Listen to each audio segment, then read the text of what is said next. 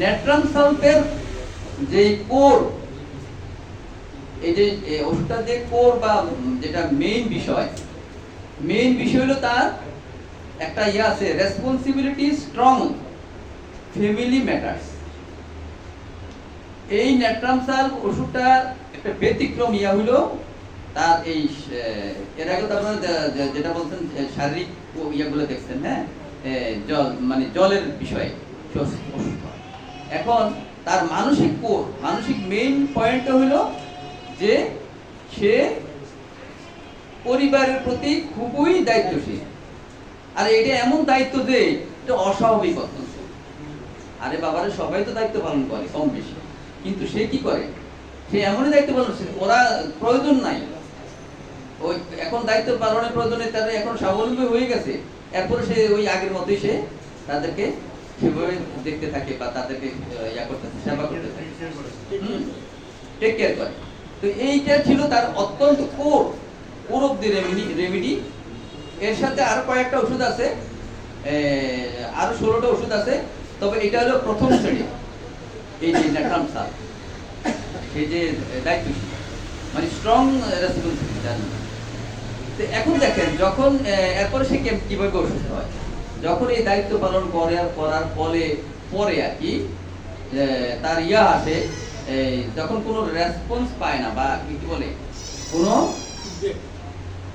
তার থেকে কোনো পায় না, ফিডব্যাক পায় না, অথবা তাকে কষ্ট দেয়, অথবা যে উদ্দেশ্যে সে দায়িত্ব পালন করেছিল সেই দায়িত্ব পালন করে কোনো কাজ হয়নি। তার ছেলেমেয়ে যদি হয়, ছেলেমেয়ে লেখাপড়া ভালো করে করেনি বা কোনো কিছু করতে পারেনি, তখন তার এই মন খারাপ শুরু হয়ে যায়। তখনই তার মন খারাপ শুরু হয়ে যায়। আমাদের একটা রুব্রিক আছে রেপার্টরিতে, সাকসিড নেভার, অর্থাৎ সে মনে করে যে আমি কখনো সফল হই না, কারণ সে এত পরিশ্রম, আমি এত পরিশ্রম করলাম, এত টেক কেয়ার করলাম পরিবার প্রতি, কিন্তু কোনো রেজাল্ট পাইলাম না, তাহলে আমি আর সাকসেস হইতে পারবো না। তখন থেকে তার এই বিভিন্ন ধরনের সুইসাইডাল টেন্ডেন্সি হইতে শুরু করে বিভিন্ন ধরনের সমস্যা শুরু হয়ে যায় তার মধ্যে। এটা আর এই আরটা হলো যে অ্যাটাচড স্ট্রং টু আদার্স, ওই যে একই কথা, ওই যে পরের জন্য যেটা অর্থাৎ নিজের প্রতি সে দায়িত্বশীল না হয়ে তার ছেলে মেয়ে বা পরিবার প্রতি বা পরিবারের কোনো সদস্য প্রতি দায়িত্বশীল হওয়া, বা অন্যের প্রতিও হতে পারে, তবে তার প্রধান দায়িত্বের প্রধান এটাই হলো, এটা হলো অস্বাভাবিক মাত্রায় যে ওই ব্যক্তি স্বাবলম্বী হয়ে গেছে, তারপরও সে পালন করতে থাকে। তখন তার বিভিন্নভাবে তার পরিবার বা কেউ তাকে বাধা দিল, বললো যে না, ওরা তো স্বাবলম্বী হয়ে গেছে, এখন খরচ করার কি দরকার বা তাদেরকে টেক করার কি দরকার, আমি নিজের দিকে তাকান, না না ওরা আমার তো এটা ভালো লাগে আর এটা উচিত, আমি করবো এটা। তখন কিন্তু ওই বাধাপ্রাপ্ত কিন্তু হয়, বাধাপ্রাপ্ত হওয়ার পরেও অসুস্থ হয়। আর তার ওয়াইফে সে যদি পুরুষ রোগী হয়, তার ওয়াইফে সে পছন্দ করে, বা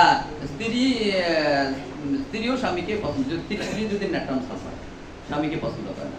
তার কারণ হলো যে ওই যে বাধাগুলো দেয়া যায়, তার যে স্বাচ্ছন্দ্যপূর্ণ এই যে রেসপন্সিবল দায়িত্ব বা কারোর প্রতি যখন সে হয়, নিষ্ঠা সহিত দায়িত্ব পালন করে, এটা কিন্তু আসলে ঠিকই যে এত কিছু তো করার দরকার নেই, এটা হয়ে গেছে। তো একটা মানুষের দায়িত্বের প্রয়োজন কখন হয়, যখন তার কিছু থাকে না বা করার মতো তার থাকে না, তখন তাকে একটু করে দেওয়া, করে দেওয়া, কিন্তু সে ওই স্বাবলম্বী হওয়ার পরেও সে করে। এই জন্যই সে বাধাপ্রাপ্ত হয়ে অসুস্থ হয়। আর তখন তার স্ত্রী বা স্বামীর প্রতি বিরক্ত হয়ে যায়, সে পছন্দ করে না এই জিনিসটা।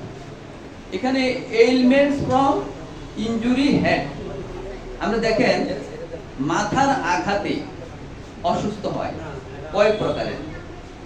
পাগলামিও হইতে পারে, হয় তার পাগলামি আসে কোন একটা সময় মাথার আঘাতে, আর মাথার আঘাতে তার দুঃখ ভারাক্রান্ত মনে হয়, বিভিন্ন ধরনের সমস্যা হয় মাথার আঘাতেও সে বিভিন্ন ভাবে অসুস্থ হয়। এখন আমি বুঝাবো কোন মাথা, আমি বুঝাবো মাইন্ড মাথা, মনের মাথাটা বুঝাবো। তারা তো বলে গেছে, মাথার কথা বলে গেছে, আমি বুঝাবো কোনটা, এই হেড মানে কি, দেখেন কোন একটা কিছু প্রধানকে আমরা কি বলি, হেড বলি না, মাস্টার হলে হেডমাস্টার, আর হেড অফ দি ডিপার্টমেন্ট বলি না। তো হেড মানে কি? প্রধান।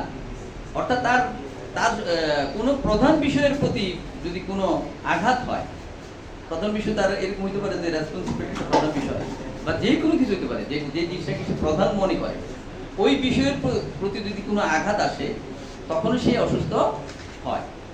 তার বিভিন্ন ধরনের সমস্যা হইতে পারে, মানে কনফিউশন আসতে পারে মনের মধ্যে, মানুষের মাথায় ঘুরপাক খেতে পারে, বিভিন্ন ধরনের সমস্যা। যাক, আমি আর এত কিছু আর বাড়াবো না। এটা কোরই হলো এই কোটা। আরেকটা বিষয় আমি লাস্ট বলে শেষ করতেছি। নিজেকে জীবনের অযোগ্য লোক মনে করে, সে অনুভব করে যে আমি একটা অযোগ্য লোক। এটা প্রথম শ্রেণীর লক্ষণ কিন্তু ন্যাশনাল সাপের, নিজেকে অযোগ্য মনে করা। যেহেতু ওই যে কাজ করে তখন আর ইয়া পায় না, রেসপন্স মানে কি ইয়া পায় না, ফল পায় না, হ্যাঁ, তখন নিজেকে অযোগ্য মনে করে। আর বিভাসিয়াস স্টুল আপনারা তো স্যাররা বলে গেছেন, দুটো ওষুধ, বোরাক্স আর ন্যাট্রামসাল। এর প্রথম শ্রেণীর ওষুধ দুটোটা। বিভাসিয়াস, বিভাস মানে উৎফুল্ল বা ইয়া প্রাণবন্ত। কোন সময়? স্টুল আফটার। এখানে স্টুল হলো কি? মনের স্টুল বলতে হবে। মনের স্টুল কি? স্টুল মানে কি? সাধারণত বর্জ্য পদার্থ। মনের স্টুল কি? দুর্ব্যবহার, খারাপ ভাষা। এই খারাপ ভাষার যখন সে প্রয়োগ করে বা বলার পর প্রাণবন্ত হয় তার, এটা অদ্ভুত না? যাক, এই বলে আমি শেষ করছি। সবাই ভালো থাকবেন, সুস্থ থাকবেন।